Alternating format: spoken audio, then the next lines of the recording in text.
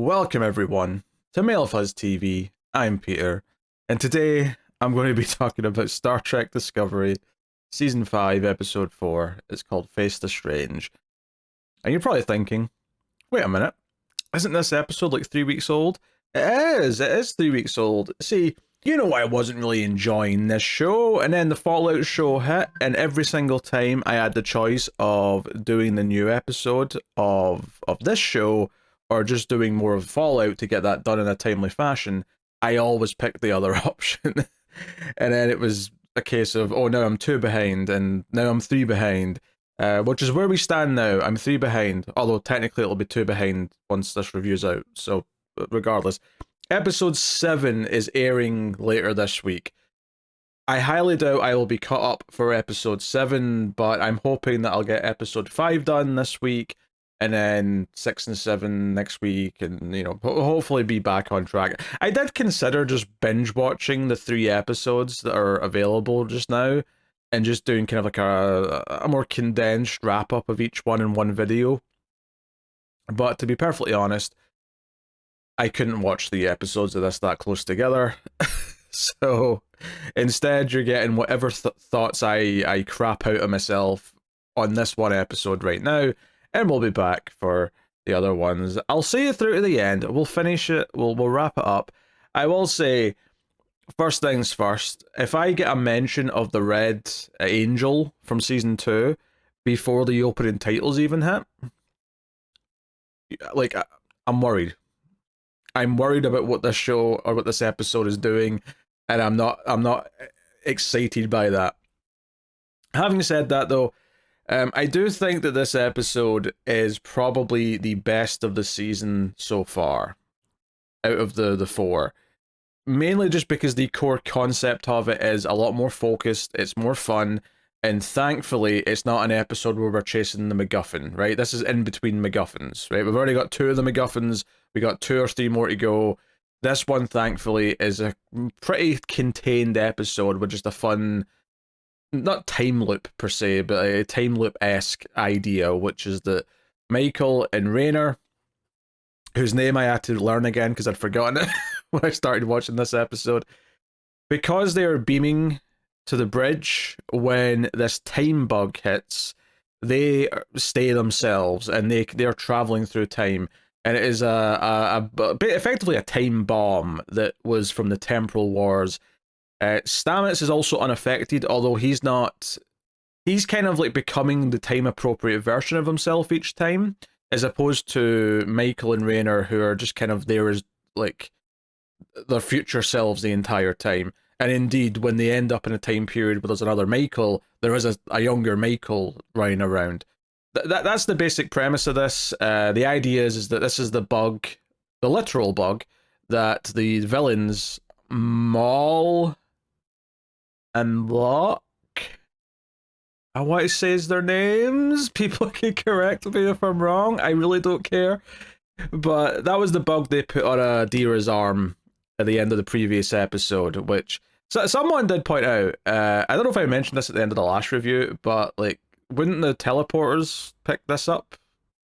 I guess maybe it's designed to not be picked up, because it is specifically meant to be a sort of stealth weapon, so maybe it's engineered with that in mind. I don't know. But anyway, that kicks all this off, and ultimately the whole idea is that this will keep the Discovery locked in this time loop, so therefore it can't continue its mission, and the villains will be able to like go and find all the tech and whatever they're doing and succeed. And we even get a glimpse of a future where that's happened in this time jumping around where, oh no, the Federation's been destroyed and everyone on the ship's been dead for decades.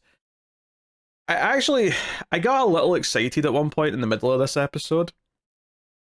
Before that part, before they saw that this potential future that became like the main stakes of the episode. It's like, it's not just that we have to get out of this time bubble thing that's happening. That's whatever. I mean, effectively, we learned early enough on, once Rayner realizes what's happening, he's like, oh, this won't actually cause any real harm. It's just to keep us distracted and out of the game for however long. It will basically keep going until the time bug is out of its energy source.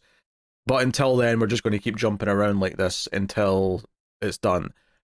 So the real stakes come when we see this potential future that happens because they're out of commission for however many weeks or whatever long this will last if it doesn't get stopped.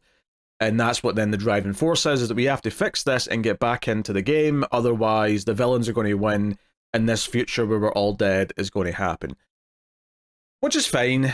I was a little less excited from that point on, though, because like I said, I was a little excited before that, because what I thought it was going to do is I thought it was going to jump far in the future to that short trek that we got back. It was this like between season 1 and 2, and I remember the thing I liked the most about Discovery for a long time was this short trek where it was this guy living on his own on Discovery, and he basically has a romance with a computer system, and I really thought that it was going to jump to that time period and we're going to see Michael interact with the computer of that time or meet this guy that's there or whatever. And I thought, oh, that could be a fun way to like, go back into the history of the show.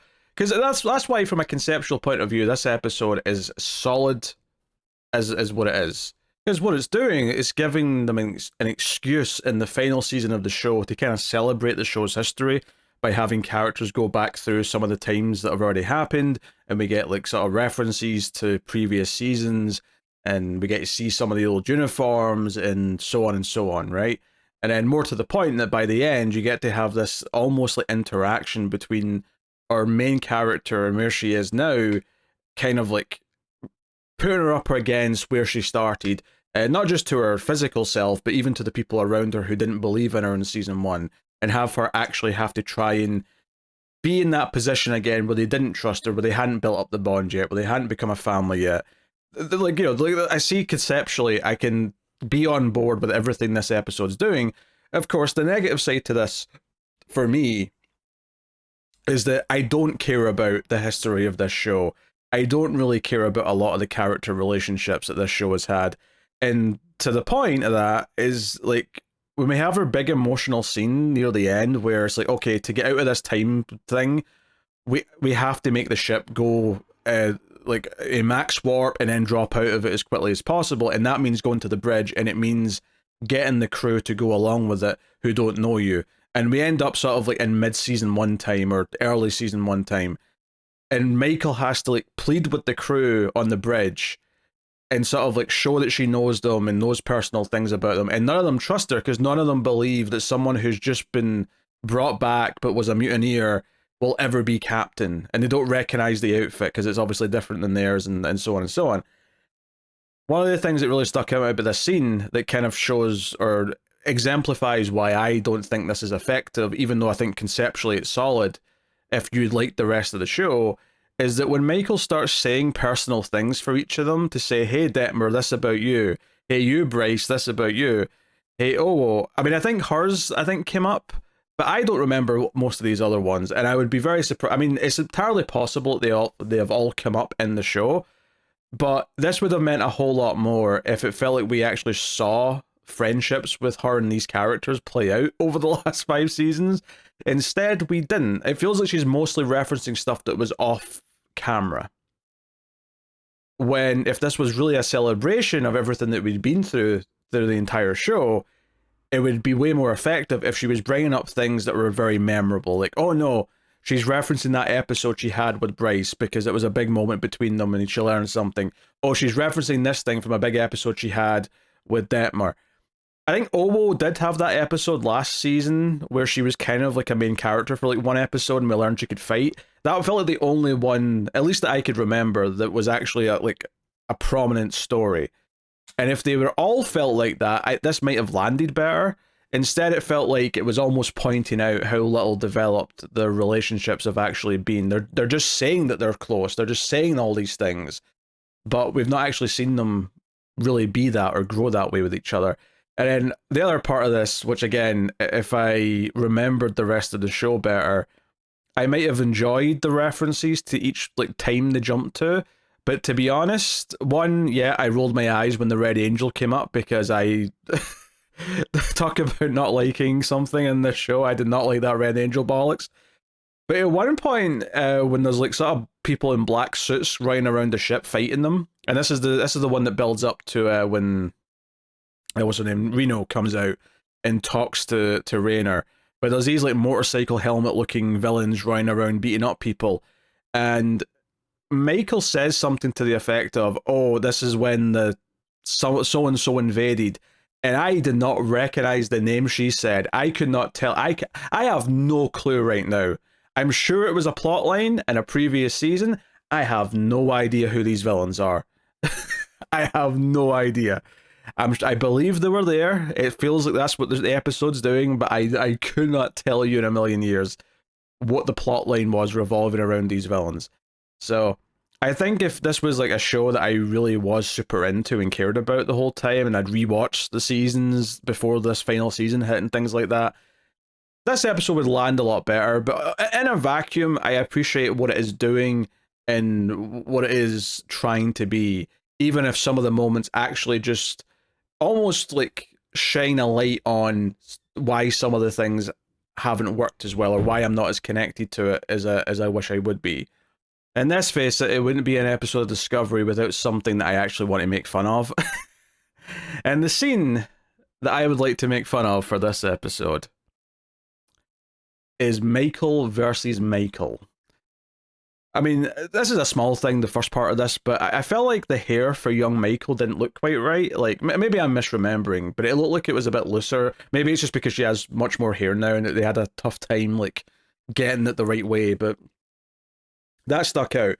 Part of me wants to critique the characterization of young Michael and that maybe it feels a little off, but to be honest, I don't remember well enough to know if that's the case. It just feels like she's ready to fight very, very quickly. But what I really want to make fun of, though, is the fight scene itself and how they both kind of strike martial art poses. And there's these moments where they'll both go to block at the same time, and the camera will sort of swoop in as they're kind of like evenly matched. And it felt very anime to me. Now, I'm not someone who watches anime. I actively don't like it. It doesn't appeal to me. The few that I have tried, I have not liked. But this feels like the sort of thing that I don't like about anime. Is the way this fight scene was filmed, and it was meant to be like, oh, two equal super forces finally facing off, and it's going to come to a complete tie. Except, of course, older Michael gets the old Vulcan pinch, the old nerve grip, and knocks her out. Which, fine, but the actual way that the scene was filmed was really funny to me. I got a lot of chuckles out of it. Like, it was probably the most animated I was the entire time watching it, because I just started laughing at the way they were striking poses and the way the camera especially was kind of treating it and sort of spinning around them and tracking in to try and make it look like this epic showdown. And I just, I don't know. However, the whole point of the episode, largely, other than just the fun time mechanics, is really to get to a point where, at the end, Michael makes these big grand speeches to everyone on the bridge, all these season 1 version of the characters, and convince them that, hey, you have to trust me, I'm not a villain, I'm not a shapeshifter. And to be fair, the computer confirms that both Michaels have identical like DNA or whatever. Like the life readings are correct from both of them. This isn't some shapeshifter, this isn't a robot or something, whatever it could be. So they have a hard time believing her, but she convinces the robo lady who died a while ago. I recognized her once I saw her. When they mentioned her name before she went to the bridge, I did kind of be like, I was like, okay, who's that? I don't remember who that is, but fair enough. But, fine. I'm not sure why convincing her necessarily convinces the rest of them. But, again, this was the sort of moment that, once again, feels like it just kind of shows how lackluster the main people on the bridge have been in terms of their development. Because this would have landed a whole lot better if they were more prominent characters, or at least just had more prominent relationships with Michael at the very least. And then the other side of this is that working with Stamets is Raynor, and he has to talk to young Michael, who shows up with a phaser, as well as is it Reese who's with her, but he has to talk them down, and he kind of, when he comes back at the end and they've fixed everything, they've only been gone 6 hours, and they're telling everyone what happened. He admits to Michael that, okay, you know what, we were only able to get through that because I spoke to them as human beings because I knew who they were, and because you knew who they were as well. That's what convinced them. It wasn't being stern bosses, it was actually relating to them and knowing them as people. Which is fine. It makes sense for that to be a lesson that his character needed to learn. They've kind of been playing with that in the previous couple of episodes. So I have no real complaints about that being the lesson. I do have the general complaint about Discovery that we have to talk about it afterwards. Like, he could have just learned the lesson. You know, him opening up to Rhys and opening up to young Michael and saying, hey, you told me this about yourself, that you didn't feel like you belonged here. And appealing to her and getting her emotional to prove that they were from the future and to trust them and just let them carry out what they were doing.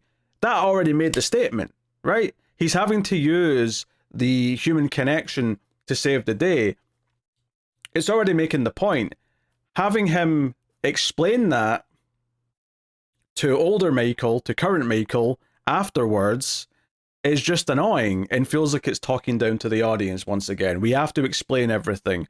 We have to have Michael like sort of say, yeah, that's what I was trying to teach you, and I should have explained it better, or whatever she said. Sometimes just do the thing. It's clear that he's using like her method, that he's appealing to the humanity. The action is there. You're showing me it already. You ought to say show, don't tell. Well, I would also add on to that. Don't show and then tell as well, anyway. Like, in depth. This show is very, very guilty of doing that, especially in the ends of its episodes, and it really irks me. And it stuck out here, especially because I did think the episode was relatively solid in what it was doing. It has some problems because I don't think the connections there with the characters or the show's history to feel excited by the fact that it's referencing all these other things and it's calling back to all these moments. I don't feel a sense of love or nostalgia for them. So it's leaving me a little cold because the rest of the show's not endeared itself to me enough to make it work as well as it should. But on its own, the episode conceptually is completely fine. Outside of maybe some nitpicks about how the bug getting on board and some of the gobbledygook that sometimes comes out. And yeah, I made fun of the silly Michael v. Michael fight scene. I do think there's some hilarity there in terms of how they captured that scene and portrayed it. They wanted to make it feel like this big epic thing, when I think I don't know, there's a more interesting like science fiction way of like a character confronting them earlier selves that is more about the ideas of how they've changed rather than just having a fight. And okay, you could argue that young Michael just wanting to fight instantly is showing you that she was more aggressive, that she was more stubborn. And again, Michael says that at the end. She says, I was stubborn then. I'm still stubborn now, but in a different way. But it feels just a bit simplistic because they wanted to have them just physically fight. But then you had the scene with young Michael afterwards anyway. Honestly, it might have been better to just save young Michael for the engineering room. Like, to have her confront Raynor and not, current Michael. Even though I get, like, the appeal of having at least one character run into themselves and seeing how that plays out. Of course, the episode did very, very, very conveniently explain halfway through that once they fix this time bug thing, no one will remember anything from any of their trips. Like, the two characters that have been jumping around will, but all the crew and stuff, because everything that's happening in the time bubble is not actually the timeline that's going to continue. It's all just kind of not theoretical, but it's not like solidified. So once they're out of the time bubble, like, it just goes on as if none of it ever happened. It just, some time has passed and that's it. So that's why Michael has to tell the bridge crew at the end what happened, and they're all like, oh, I can't believe we listened to you. That's crazy. Blah, blah, blah. So there is a running gag with Stamets, how he has to like get all the staff or all the crew out of the engineering deck or out of the science lab, wherever the room is, and he basically keeps saying, oh, there's a spore breach, it'll do bad things to you. And he does it a couple times, and he says, I'm starting to get concerned that none of my staff know that that's not real. And I did think that was a little bit funny. There's also dogs outside. I don't know if you can hear those, but they're distracting me Uh, so there's that. But yeah, honestly, it was nice that this had nothing to do with the ongoing plot outside of the fact that the villains used this as a delay tactic. But yeah, so like I say, over explaining things at the end to beat us over the head with it. There's definitely nitpicks to be had throughout, but the raw concept for this episode is perfectly solid. And the lesson that Raynor is to learn from it is also interesting. But there's probably more you could definitely do with Michael being more reflective about who she is and who she has been and how far she's come. That is more than just her saying a couple of things at the end about it. You know, I think the wiser thing would have her actually kind of realize something while she's interacting with her younger self. Like maybe she has a realization, or maybe she finally sees just how much of a stubborn pain in the ass she was, and that maybe makes her think, differently by the end about something. But instead, the only one that it really affects is Raynor. It felt like it would have been more interesting as well if Michael had also learn something fundamental from her younger self other than just having to deal with her, and her younger self never having the context to really get the what the conversation is effectively. So um yeah, is that it? There was the villains were there at the start. They poisoned the guy. I have nothing to say about it. They're hunting for the technology still at the end, so I'm a little concerned that next week's just going to be back to MacGuffin hunting, but this was better. It, I really mean it when I say that this episode is perfectly fine, but it's let down with the fact that it relies on you caring about the characters in the show. So if you've not really liked the show and most of the characters, which is where I'm at with it, then it it kind of like makes it not work. But it's not this episode's fault as much that it doesn't work. Not that there's no complaints, but it's less this episode's fault and more the show as a whole's fault that this episode doesn't work as well as it could. Anywho, I guess that's me. I don't have much more to add. I guess it's convenient that Lorca wasn't on the ship because he was supposed to be there. It's that time period, but they say that he's gone because he's off on an away mission with Saru, which also means we don't have to put him in makeup as well. That saves some money. So, yeah. I'll be back with episode 5 when I can muster up the courage, but I can tell you now that everything else I'm doing this week now has a higher priority. But it's Monday. I wanted to get this at least one of these out the way so that the pile isn't getting bigger. At the very least, I've broken even this week. So we'll see. I'll see you guys soon. Support on patreon.com/MailFuzzTV, all the usual things. Thank you for joining me. I'll see you next time. What do I say at the end of this? Have you got any vanilla? That's the one.